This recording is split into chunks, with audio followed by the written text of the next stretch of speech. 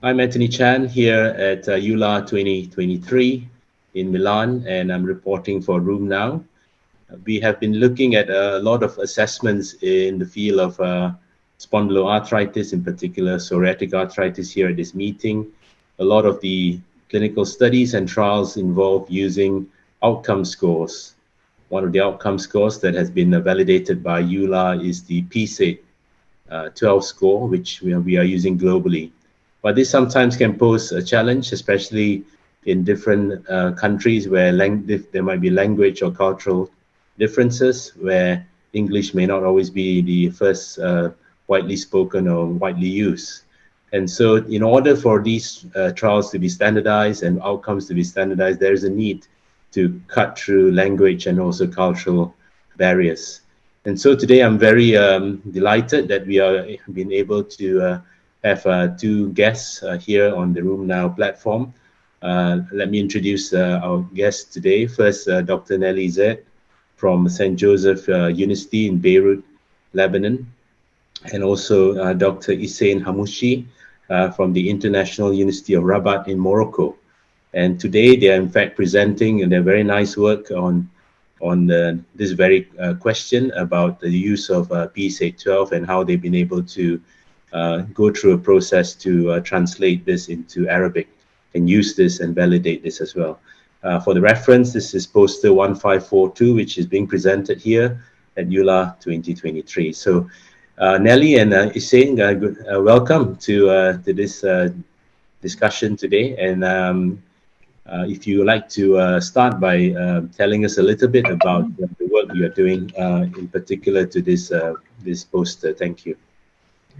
Yes, thank you, Antoni, for having us. It's a great pleasure to talk about our study. So, as you said, we already studied the patient-reported outcomes in our countries, and we feel that we found that patients would like to communicate and respond in the Arabic language, even though they speak English or French. The preferred way of communication is Arabic. So this is why there was a need to translate and to validate also culturally, because there are some cultural differences. The PSAID, which is very an important patient-reported outcome, and which is specific, and as you said, which is validated by EULAR, which is already available in 20 other languages, but not in Arabic. So our objective was to translate and to culturally adapt and validate the PSAID in Arabic. Also, we wanted to evaluate its psychometric properties and to identify the predictive factors of a high PSAID score. So I will leave the floor to Ihsane, who will talk about the methods of our work. Thank you. Thank you for your invitation and for your interest to our topic. So for this study, it was involved within the ARCH committee with 30 Arab countries. It's a multicentric, multinational cross-sectional study with a longitudinal component. And we followed the WHO methodology with 4 steps. First, we do a direct translation. Then we do back translation. Third was the pilot testing. And finally, we do a final validation on patients. Inclusion was about adult patients diagnosed with psoriatic arthritis and fulfilling the CASPA criteria. And the psychometric property that we test are the internal consistency with Cronbach alpha, the construct validity with the Spearman correlation between the PSAID and the DAPSA, the HAC, the patient's global assessment of disease activity, the fibromyalgia rapid screening tool first, and also the patient's health questionnaire fourth. And finally, we do a test-to-test reliability using intra-class correlation and the Cohen-Kappa at 1 week. The factor associated with high PSAID, which means a score of more than 4, were also explored using multivariable binary logistic regression. Yeah, and now I will let Nelly to show you the more relevant results. Okay, As Ihsane said, there were different phases. So the first one was the qualitative one. We translated, and with 15 patients interviews from 4 Arab countries, we checked if the questionnaire was well understood. And so we did some small modifications. For example, in Arabic, there's a different formulation if you're a male or a female. So we pose the question in different ways. We added some practical example. For example, for leisure activities, we had to add some examples, and we did some minor rephrasing.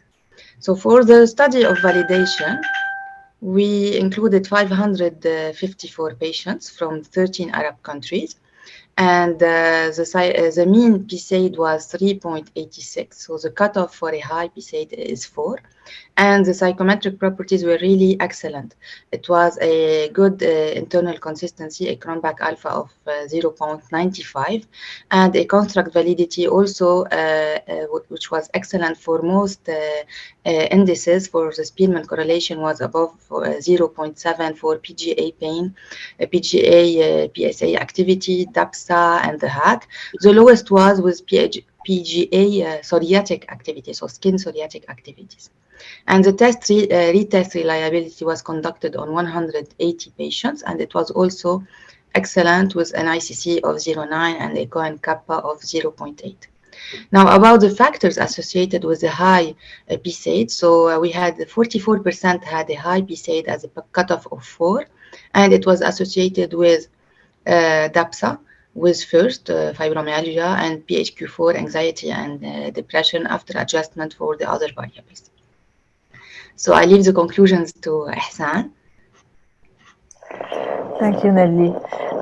So to conclude, our Arabic PSAID is a consistent, reliable, and feasible measure in patients with psoriatic arthritis within or across the Arab country.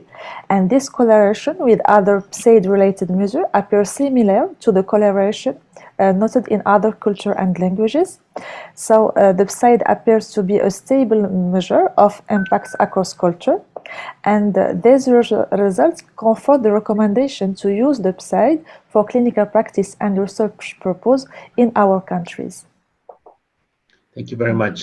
Very obviously a lot of work to validate both in your qualitative and your quantitative phases as well. You had about 555 patients in your study. Did some of the other scores that you compared with, like DAPSA and the others, particularly those who had high PSAID, were these scores also available in Arabic for use? Yes, they were available because some of them were like generic or more broad, so validated by other teams before us. And the DAPSA also was validated, but it's not very complicated questionnaire. So as you know, in psoriatic arthritis, there are many outcome scores. It's the one area where we have a lot of outcome scores. So the question is, what next? How far? Are there many more that needs translating after PSAID 12, or do you feel that we got enough now, probably to make good enough assessments, or are there more scores that you need to also go through the same process?